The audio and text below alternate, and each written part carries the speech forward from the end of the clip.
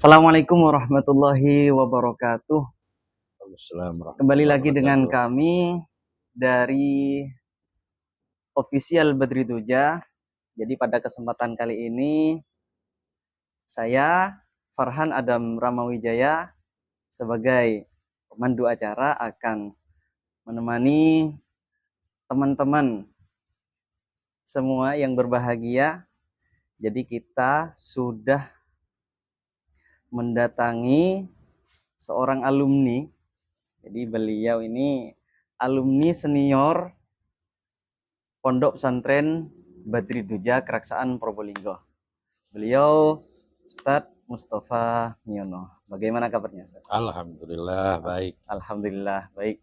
Jadi dalam rangka haul Ki Haji Badri Masduki dan Harlah Pondok Pesantren Badri Duja yang ke-59, saya akan mewawancarai beliau. Insya Allah beliau sudah paham betul terkait sosok guru kita bersama, yakni Murabbi Ruhina Kiai Haji Badri Masduki. Entah itu pengalaman beliau ataupun sisi kekeramatan Kiai Haji Badri Masduki. Karena yang kami tahu beliau sudah paham karena sudah bertahun-tahun lamanya beliau membersamai Syekhona Ki Haji Badri Masduki. Begitu. Bagaimana kelanjutannya? Mari kita simak pengalaman yang beliau alami ketika masa di pesantren Badri Duja. Assalamualaikum Ustadz. Waalaikumsalam warahmatullahi wabarakatuh. Ustadz Mustafa Miono ini sebelumnya masuk di Pondok Pesantren Badri Duja itu tahun berapa? Saya masuk Pondok Pesantren Badri Duja akhir 1982, Ya. Terus keluar dari Pondok Pesantren tahun 96 langsung kawin. Jadi keluarnya pada saat itu karena memang faktor kawin dan langsung diantar langsung oleh Syekhona dan langsung Syekhona sendiri yang mengawinkan saya. Berarti Ki Haji Badri Masduki yang mengawinkan panjenengan. Ya, alhamdulillah. Jadi masuk pondok tahun berapa? 1982, berhentinya tahun 96. Jadi sekitar 14 tahun kami ya berada di Pondok Pesantren Badri Duja. Jadi sekitar 14 tahun gitu. 14 tahun. Lamanya mondok di pesantren Badri Duja sekitar 14 tahun, teman-teman. 14 tahun. Jadi beliau ini punya pengalaman. Jadi beliau dikatakan haddamnya. Ya, saya lebih senang dipanggil haddamnya beliau. Haddamnya Syekhona itu pengalaman-pengalaman apa saja Ustaz yang jenengan alami, baik suka maupun duka yang jenengan bisa ceritakan kepada teman-teman semua? Alhamdulillah kami pada saat masih bersama beliau tidak begitu terasa. Jadi rasa pada saat itu hanya ingin mengambil barokah saja. Tapi pada saat sudah keluar, sudah ditinggal oleh beliau, kami masih belum menemukan sosok seorang ulama, seorang kiai yang saya anggap untuk pribadi kami. Kami masih belum menemukan seperti beliau. Baik dari segi keikhlasannya, mendidik dan sebagainya, mengajar. Bahkan kami tidak hanya sekedar mengaji, tidak hanya sekedar hikmah, karena kami kira-kira 7,5 tahun kami mendampingi beliau jalan untuk mendampingi beliau dakwah, baik ke Bahsul Masail tingkat nasional kami sampai 2 kali mendampingi beliau. Kalau dakwah-dakwah yang sifatnya pengajian itu mulai dari masa kampanye dan sebagainya, sehingga banyak kami pengalaman bersama beliau itu yang sangat menumbuhkan rasa kecintaan kami kepada beliau. Insya Allah tidak akan luntur sampai ila yaumil qiyamah. Ya Allah. Jadi mempunyai beliau Kiai Badri Mastuki ini sebagai dari untuk jenengan Ustaz, sebagai panutan gitu. Ya, panutan.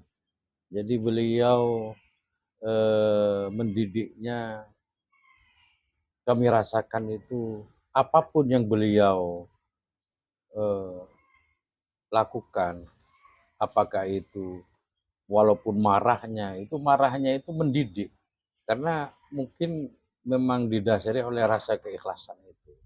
Makanya kami sekarang betul-betul masih belum menemukan sosok seperti beliau, kami anggap sebagai guru, sebagai orang tua. Makanya kami banyak pengalaman-pengalaman baik dari segi keistiqomahan beliau, kekeramatan beliau yang kami saksikan langsung, bukan cerita dari orang gitu. Kalau cerita dari orang kan banyak itu. Yes.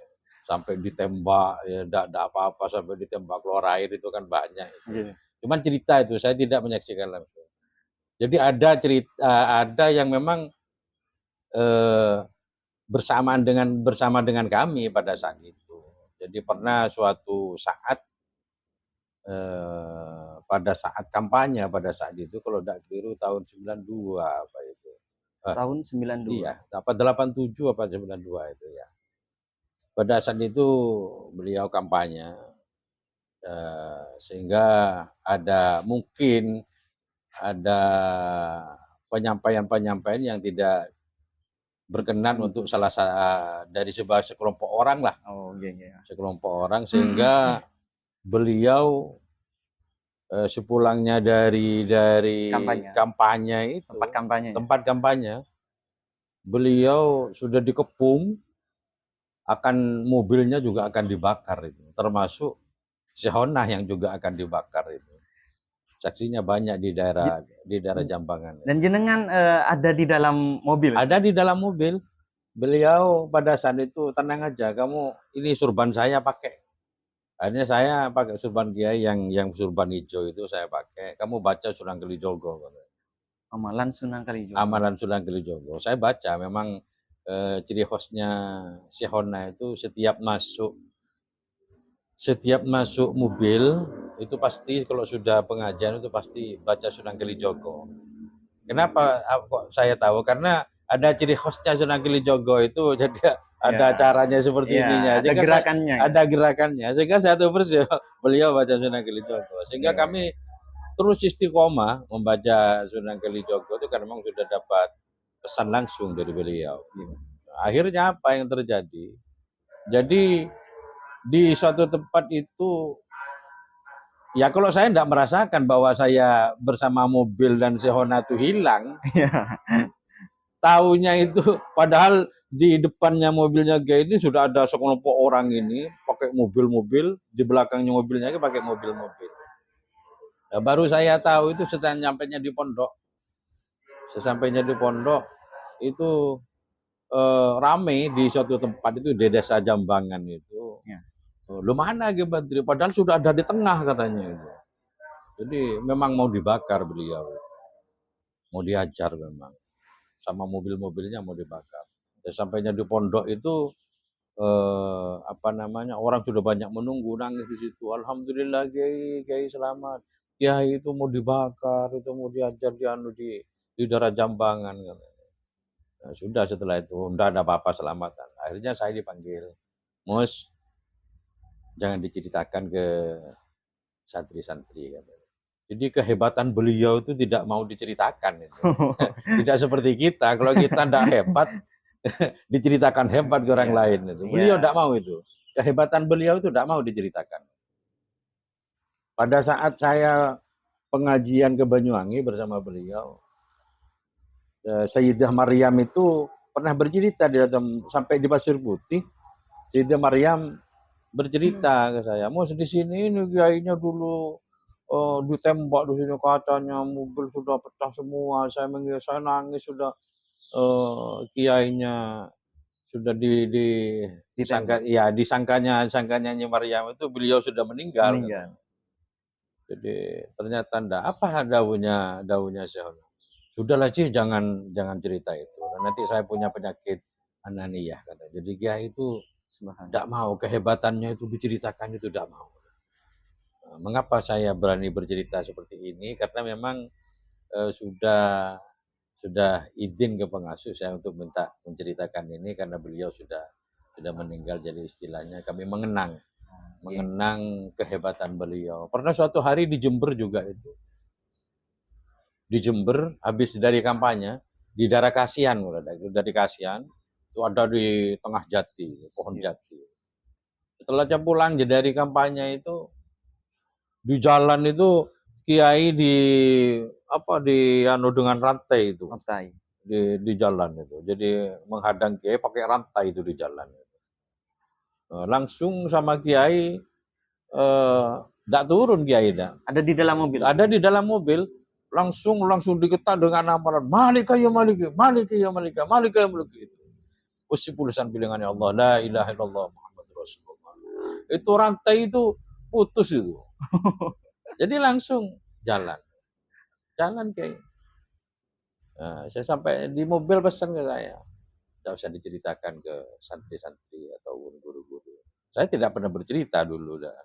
Ya. Jadi saya cerita ini sepeninggalnya beliau. Inilah yang saya saksikan langsung, dari kekeramatan beliau. Jadi banyak amalan. Bahkan saya pernah dulu itu, karena orang tua saya itu dekat dengan Sehona juga, ya. Sehingga setiap kalau ke pondok itu selalu dikasih minyak sama Sehona.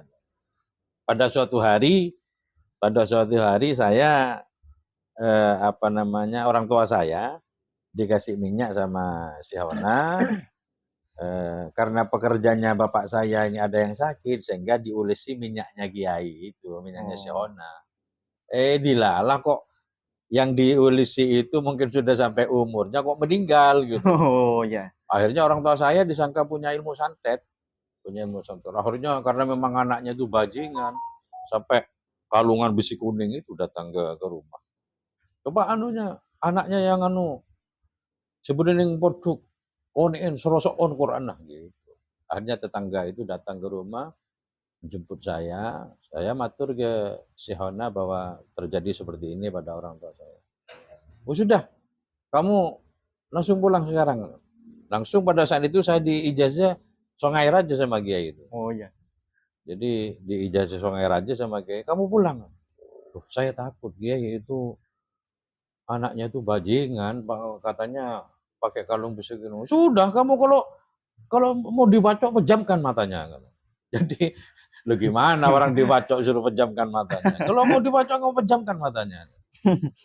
Saya gimana? Pada waktu itu saya tidak mau pulang, sudah takut saya. Takut ini. Takut. Itu kira-kira tahun berapa itu? Sekitar tahun 90-an itu. Tahun 90-an itu. Nah, jadi terus gimana, Ustaz? Akhirnya saya ngikuti saya tetap percaya sama beliaunya karena memang saya banyak menyaksikan kehebatan beliau. Iya. Saya tetap yakin saya pulang. Sesampainya di sana saya nanti kalau omong dibacok saya akan pejamkan mata. Masa Kiai akan mencelakakan saya gini? Keyakinan saya hanya itu toh. Saya belum mengamalkan apa-apa itu. Belum mengamalkan. Belum itu. Songai Raja itu belum diamal. Hari itu juga kok. Hari itu juga saya suruh pulang. Belum mengamalkan. Hanya di jasa. Kamu pulang. Jadi hadapi. Kalau mau dibacok pejamkan matanya. Ya pulang saya datang ke rumahnya. Ternyata sampai di sana itu kumpul saya. Seboran lah salah paham. Jadi semua yang di situ tuh justru minta maaf. Justru minta maaf itu. Jadi Masya Allah ini kekuatannya Sehona yang mendampingi saya. Bukan saya masih belum mengamalkan itu. Ilmu itu belum saya amalkan. Nah, disitulah kehebatan Sehona itu. Dan apa saja itu. Saya pada saat sudah pulang ke rumah itu. Jadi ada tempat kami itu untuk apa ya? Jadi bukan curhat, kalau curhat sama teman, tapi untuk mengadu, menyampaikan beliaunya itu perhatiannya luar biasa. Dan belum ada sampai sekarang itu sosok Kiai. Apa kalau sudah mau sama Sehona? Semua masalah itu tidak ada yang berat. Semua masalah ada. apapun itu masalah seseorang itu pasti ada solusinya. Ada solusinya. Ada solusinya. Suruh tenang, tidak ada itu. Semua orang yang suan sama Ki Badri itu, oh tenang bisa. Nggak ada. Ini yang ini rumahnya Samsul Rijal itu. Iya. Saya masih belum ke Gending, ada di Gending dulu. Jadi katanya menurut salah satu petunjuk tidak boleh membangun apa namanya rumah di selatan masjid itu anunya. Oh. Jadi matur gitu. Oh sudah. Pon kula saya nanggung pon. Pon mulai hari Rabu tanggal 17. Oh. Gitu. Jadi tidak ada yang berat itu sama Kiai itu. Semuanya ringan. Sampai ke masalah ilmu hikmah. Itu banyak ilmu hikmah itu yang kami terima itu dari beliau, pesan-pesan beliau, sehingga langkah kami di masyarakat itu selalu wasiat dari beliau itu kami selalu jaga, dan alhamdulillah sampai sekarang kami sering itu didatangi oleh beliau walaupun hanya dalam mimpi. Saya senang sekali ini. Saya kira itu yang terkait dengan masalah kekeramatan yang kami saksikan langsung. Kalau cerita-cerita banyak yang hebat. Iya.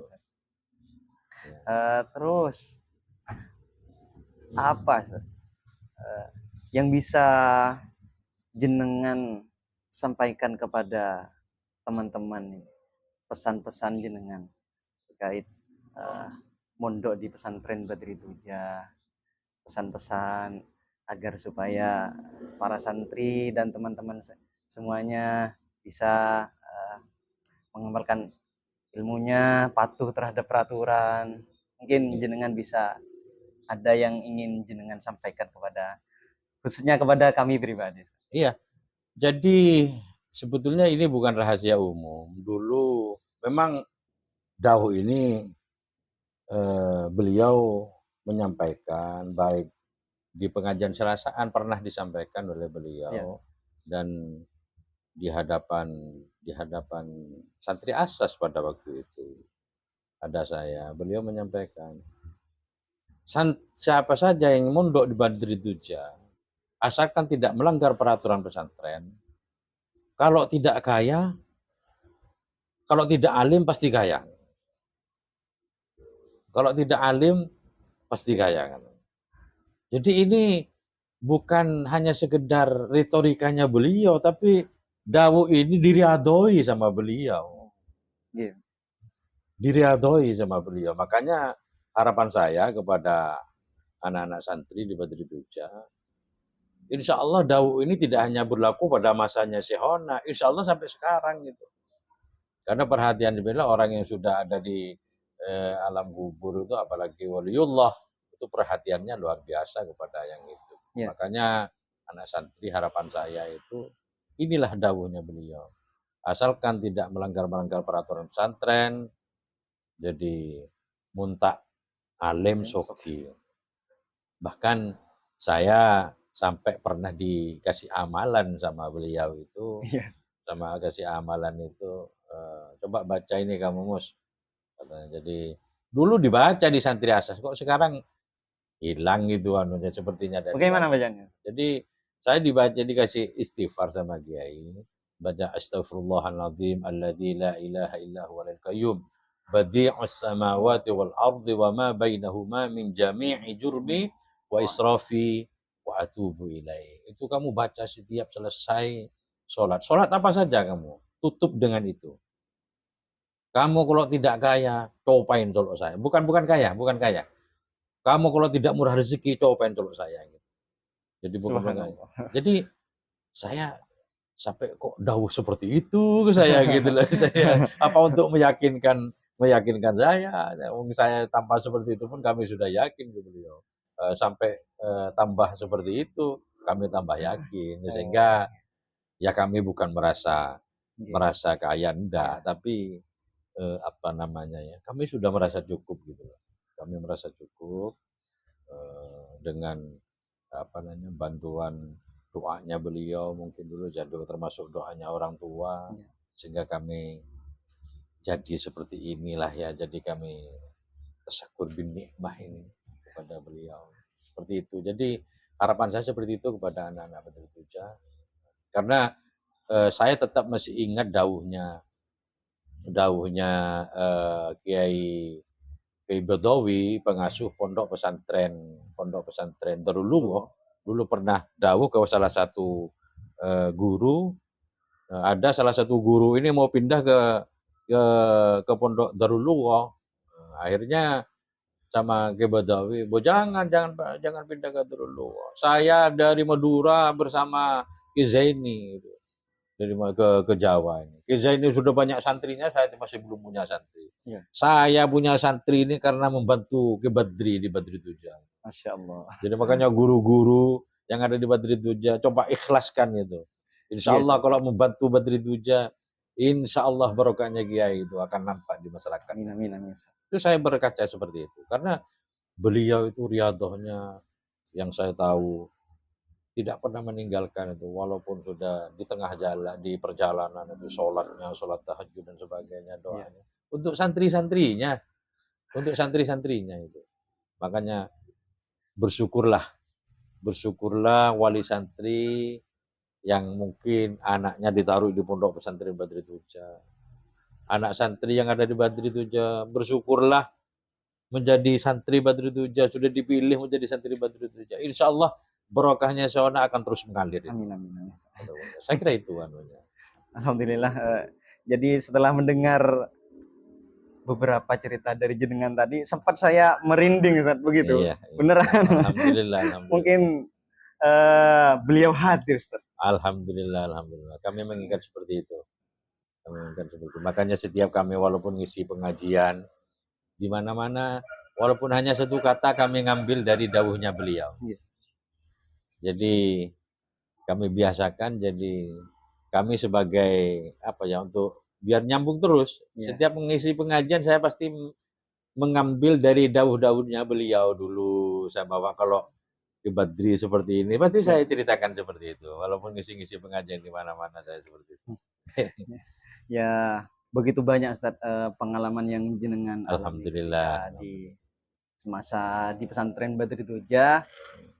Ya, terima kasih banyak Ustadz atas beberapa kisah yang bisa kami teladani terkait tentang bagaimana kiprah keteladanan Syekhona yang bahkan disebut sebagai singa podium. Iya. Syekhona, semoga dari apa yang jenengan sampaikan menjadi ilmu yang barokah kepada kita semua, Ustaz. Cuman beliau itu tidak hanya sekadar sosok. Kalau orang kadang-kala kan beliau singa podium seperti itu, seperti sosok yang ditakuti. Tidak, sebetulnya juga ada lucunya juga beliau. Pernah suatu hari saya pengajian di Londo Umbo, Jember. Nah, di tengah pengajian beliau kan kadang-kadang memang seringan lah, jadi jeding gitu. Ya. Nah, di tengah pengajian, waktu pidato, beliau pengen kejeding. Akhirnya apa? Saya disuruh ganti. Maksudnya naik kan? Ganti kamu, saya mau kejeding dulu. Loh, mana ada orang pidato kok diganti ini. Jadi beliau tuh mendidik mentalnya saya pada waktu itu. Saya ini gimana ini saya? Mendadak berarti. Mendadak itu. Spontan anunya. Coba ganti, saya mau kejeding dulu. Loh, mana sampai sekarang ada orang pidato diganti itu. Ya, itulah. Jadi humorisnya beliau juga ada. Akhirnya saya tak kalah akal karena di daerah Londo Umbo itu banyak ikhwannya. Saya yang ngereng karena Ki Badri Ki Jeding ngereng mau salawat Fatih. Jadi saya pimpin baca salawat Fatih, baca salawat Fatih sampai kiaian itu. setelah nyampean, betul kamu pakai salawat Fatih itu katanya. Jadi di situ lah. Jadi beliau kadang-kala jadi seakan-akan karena keras gitu. Tidak sebetulnya. Kalau yang sudah betul-betul menyatu dengan beliau, kami tidak merasakan kekerasannya beliau. Yes. Justru kami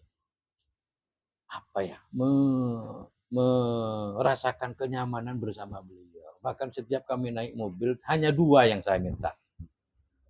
Satu, mudah-mudahan apa yang saya lakukan benar dan cocok sama Kiai. Itu yang saya minta. Terakhir, mudah-mudahan akan mendapatkan barokah Setiap saya naik mobil bersama Kiai seperti itu. Mudah-mudahan apa yang saya lakukan benar dan cocok sama Kiai. Kadang-kala benar tidak cocok sama Kiai. Ya, ya. Benar cuma tidak cocok. Iya. Cocok kalau tidak benar ya tidak ada juga. Jadi saya dua itu yang saya minta, benar dan cocok. Terakhir mudah-mudahan saya dapat. Itu saya kira yang kami rasakan manfaatnya sampai sekarang seperti ini. Ya, terima kasih banyak Ustadz. Oke. Semoga panjenengan selalu panjang umur. Amin, amin, amin. Lain waktu mungkin kita bisa sharing-sharing lagi Ustadz, terkait Insyaallah. beberapa pengalaman yang bisa mungkin bisa kami ambil hikmahnya dari pengalaman jenengan yang jenengan alami ketika di masa mondok di pesantren Badri Tuja.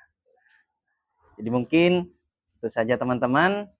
Semoga apa yang beliau sampaikan menjadi ilmu yang barokah kepada kita semua. Selaku seorang yang senantiasa mencari ilmu.